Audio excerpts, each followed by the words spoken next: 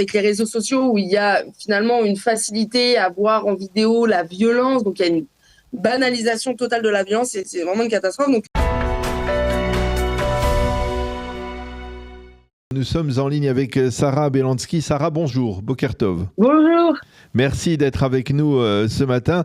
Vous êtes psychothérapeute et avec vous, je voudrais que l'on aborde un sujet qui a malheureusement ressurgi au cours des derniers jours avec la mort de plusieurs adolescents à Petah Tikva, à Be'er Sheva et même essentiellement des adolescents de la communauté des originaires d'Éthiopie, des jeunes adolescents qui ont été tués par d'autres jeunes adolescents israéliens, ce qui laisse penser qu'il y a un climat, on va dire, de violence qui s'installe dans la jeunesse israélienne et qui peut légitimement nous poser la question, est-ce que ce climat de violence, il est l'une des conséquences de 2 années et demie de guerre, on va dire les effets collatéraux de 2 années et demie de guerre dans la société israélienne. C'est votre impression, Sarah ?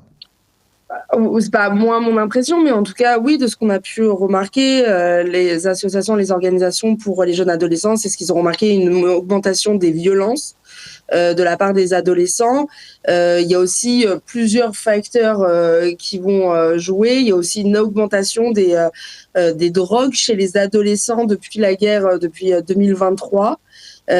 Aussi les parents qui sont dépassés, le fait que parfois des enfants pendant des semaines ne vont pas avoir école. Donc il y a plusieurs facteurs qui se rajoutent depuis 2023 et ils ont vraiment remarqué, je crois que ça j'ai pas envie de me tromper dans les chiffres, mais je crois que ça a augmenté, mais depuis 2023 fois 3, c'est assez impressionnant. Les chiffres ils sont quand même impressionnants, donc c'est pas du tout un cas isolé ce qui s'est passé dernièrement, hein. Je veux dire, ça montre juste que ce qui est en train de se passer derrière dans tout le pays. Alors c'est intéressant parce que ça touche les adolescents et apparemment beaucoup plus que les adultes, hein, parce que normal. Pourquoi c'est normal ? Alors, c'est parce que en fait les adolescents ils ont une capacité plus facile à passer à l'acte. Ils supportent très vite moins la frustration. Ils ont une difficulté à supporter la frustration. Et les adolescents, ils sont généralement en groupe. Et on sait que l'effet de groupe déresponsabilise l'acte individuel. C'est ce qui s'est passé à Petah Tikva. C'est que, en fait, finalement, chacun n'a pas l'impression de faire quelque chose de mal vu qu'il y a l'effet de groupe. Et si on est seul à faire quelque chose de mal, on va se retourner sur nous, on va se dire c'est moi qui ai fait quelque chose de mal. Mais lorsqu'on est en groupe, on se dit non, on s'est disputé avec une autre personne. Enfin, on va très très vite déresponsabiliser ça. Donc c'est tout à fait normal que ce qu'on peut voir dans une société, les adolescents, ça va être bien plus en lumière, mais parce que ça fait partie aussi de leur développement et puis les adolescents ont plus de difficultés à gérer leurs émotions que les adultes. Même chez les adultes, c'est pas si simple. Oui. Est-ce qu'il y a une distinction chez les adolescents, on va dire, entre ceux qui sont issus de milieux relativement aisés ou ceux qui viennent de couches sociales plus défavorisées ? Est-ce que les uns sont plus aptes, en tout cas plus à même à utiliser cette arme de la violence ou non ? Alors déjà, il y a aussi l'endroit d'où vient cet adolescent, mais aussi ses parents. C'est-à-dire que est-ce qu'il y a un cadre autour, est-ce qu'il y a des personnes qui lui mettent des limites, qui l'empêchent qui lui donnent des horaires pour rentrer chez lui. Donc ça, parfois, c'est pas spécialement lié, à d'où vient ce quartier. Ça devient aussi les parents, mais aussi la fréquentation de l'enfant à l'extérieur. Mais aussi, on va retrouver aujourd'hui, c'est-à-dire que depuis 2023, on se retrouve avec des parents qui sont dépassés par la situation, par la guerre, économiquement, et parfois qui ont moins de temps, et on peut totalement les comprendre, pour aider leur enfant. S'ils voient un adolescent, justement leur adolescent, qui est toujours dehors et ils n'arrivent pas du tout à le maîtriser, ils vont être très vite dépassés et peut-être ils vont aussi avoir tendance beaucoup à dédramatiser. Moi, je vois beaucoup des parents qui dédramatisent en disant c'est l'adolescence, c'est pas très grave. Mais après, je peux les comprendre, ils sont tellement préoccupés par d'autres choses aussi, qui sont aussi importants, que parfois, c'est surtout aussi le contexte familial qui va jouer beaucoup là-dedans.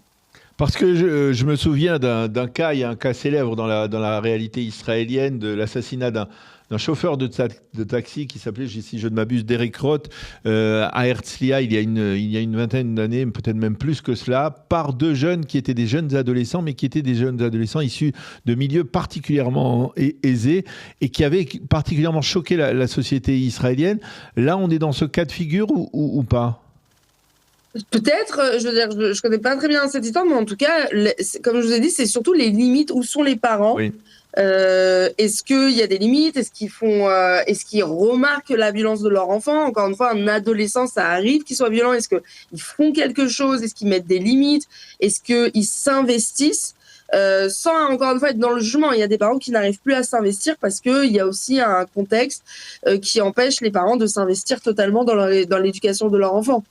Alors, je veux revenir sur les adultes parce que de la même manière qu'on parle aujourd'hui des enfants, on constate que les adultes, eux, d'une certaine manière, alors que l'armée, la société israélienne est une société extrêmement, on va dire, armée, hein, il y a des centaines de milliers d'armes dans la population civile, eh bien, on n'assiste pas à ce genre de phénomènes qui sont relativement fréquents, malheureusement, aux États-Unis, où des gens, on va dire peut-être des psychopathes ou en tout cas des gens qui ne sont pas tout à fait sains d'esprit, qui ouvrent le feu dans des écoles ou dans des centres commerciaux. On n'assiste pas à ce phénomène alors que pourtant il y a des milliers et des milliers malheureusement de soldats qui reviennent du front traumatisés. Comment on explique ce paradoxe ?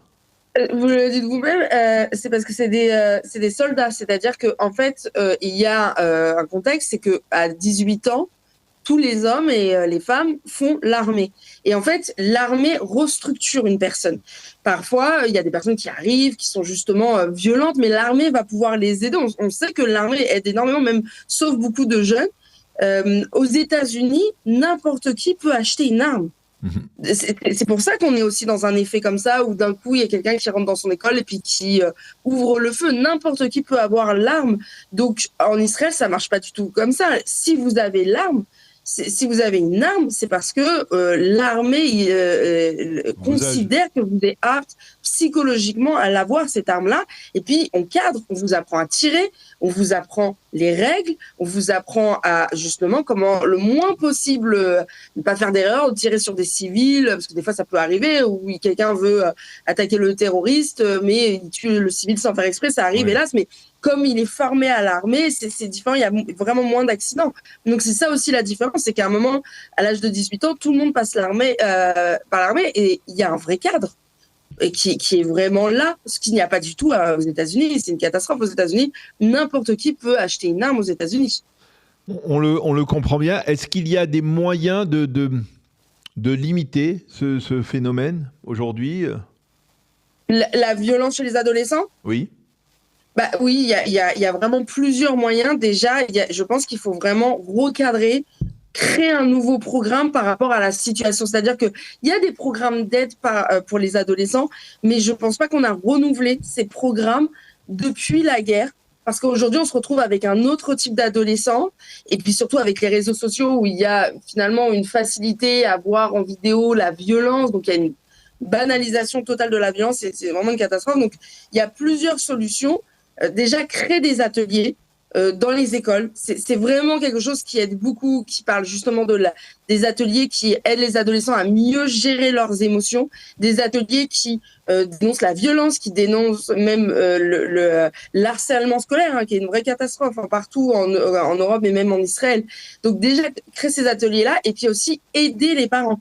C'est-à-dire que créer une meilleure connexion entre l'école et les parents, parce que vous avez encore une fois des parents qui sont dépassés par la situation, les aider, ne pas les juger, ne pas les faire culpabiliser, mais leur montrer qu'on est là, que ce soit des associations, que ce soit des psychologues, que ce soit les écoles, créer un lien meilleur avec les parents qui se sentent très vite isolés. Et puis parfois, les parents, encore une fois, où ils sont dans le déni de ce qui se passe chez leur adolescent, et donc ils dédramatisent ça en disant c'est l'adolescence, c'est pas grave, ou lorsqu'on parle de votre enfant, vous avez l'impression d'être jugé. Vous avez l'impression qu'on vous dit vous avez mal éduqué votre enfant, donc vous allez avoir aussi des parents. Moi, j'ai ça aussi en thérapie, des parents qui s'isolent, qui veulent rien entendre, qui culpabilisent, donc qui veulent pas entendre ce qu'on a à leur dire. Alors que justement, on montre du doigt, on leur montre que leur adolescent, il y a un problème et que justement, il y a un risque qui passe à l'action à un moment ou à un autre. Eh bien, on le comprend bien, il s'agit véritablement d'un problème et on peut espérer peut-être que justement, si la guerre se termine, si la tension baisse Oui. sur les champs de bataille d'une certaine manière, eh bien cela aura un effet, à mon avis, direct sur cette jeunesse israélienne qui vit dans un contexte, il faut bien l'avouer, assez complexe et bien entendu un contexte de tension. Merci beaucoup, Sarah Belansky, de nous avoir éclairé sur ce dossier douloureux. Merci. Bonne journée. Merci beaucoup. Au Au revoir.